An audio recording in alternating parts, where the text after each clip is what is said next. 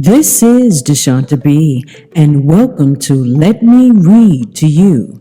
Today's story is titled Jamaica's Blue Marker, written by Juanita Havill, illustrations by Ann Sibley O'Brien.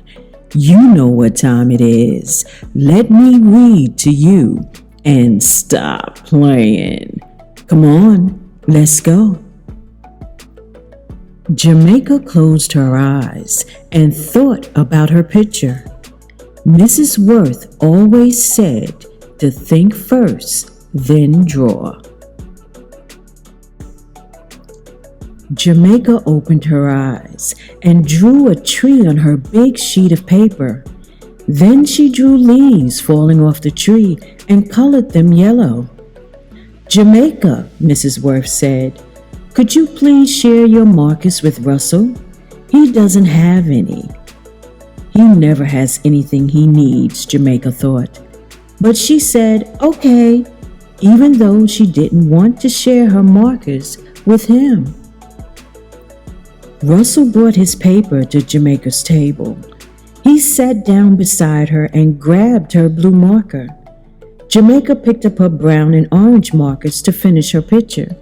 She didn't pay any attention to Russell. After a while, she peeked at his paper. Russell was making squiggly circles all over his page. "We're supposed to draw a fall picture, Russell," Jamaica said. "Who says?" "Mrs. Worth. Don't you ever listen?" "I don't have to."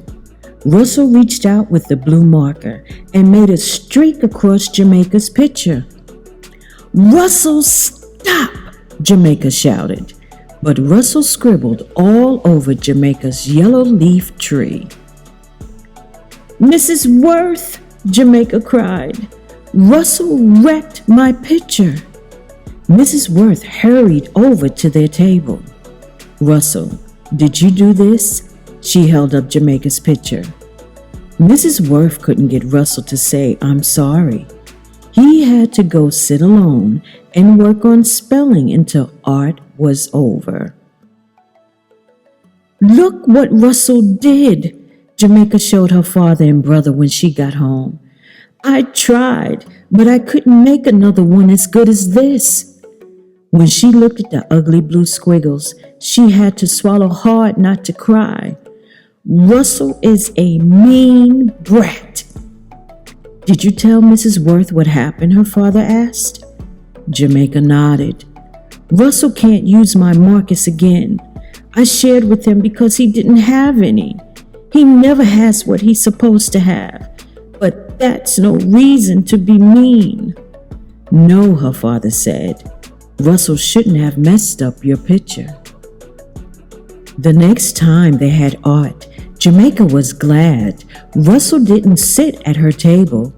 Then he couldn't bother her, and she didn't have to share her markers with him either. But at recess, Russell threw sand at her and chased 2 second-grade girls, so he had to go to the office. Before he came back, Mrs. Worth said, "I would like to tell you something. Can you keep a secret?" "Yes!" Jamaica shouted with her classmates. "We are going to have a going-away party for Russell on Friday. His father has a new job in another town. They will be moving over the weekend.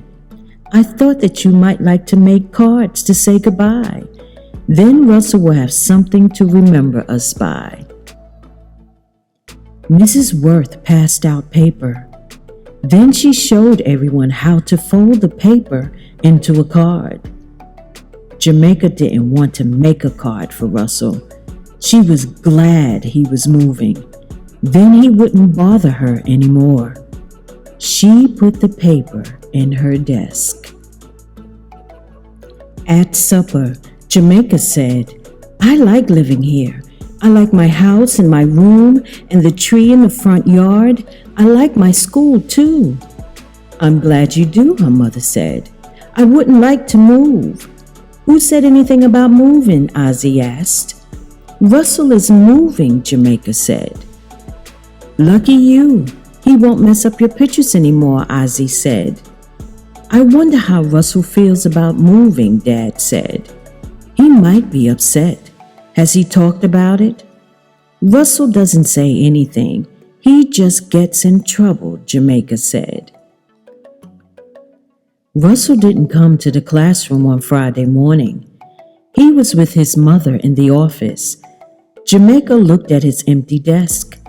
Next week, Russell would be gone. He wouldn't be at his desk ever again. She decided to make a card for Russell. She got out the blank card and her markers too. But just then, Mrs. Worth asked, "Who are my helpers this week?" Jamaica raised her hand. "Jamaica, could you collect the cards and put them in Russell's desk? Brianna and Thomas, I'd like for you to clear the activity table for the plates and cups."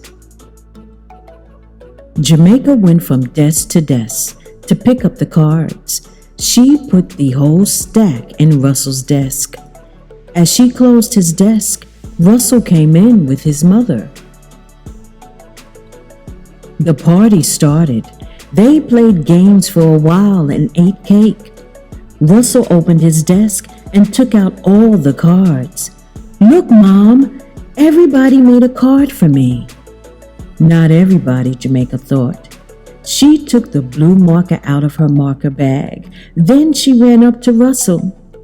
"This is for you, Russell." She handed him the marker.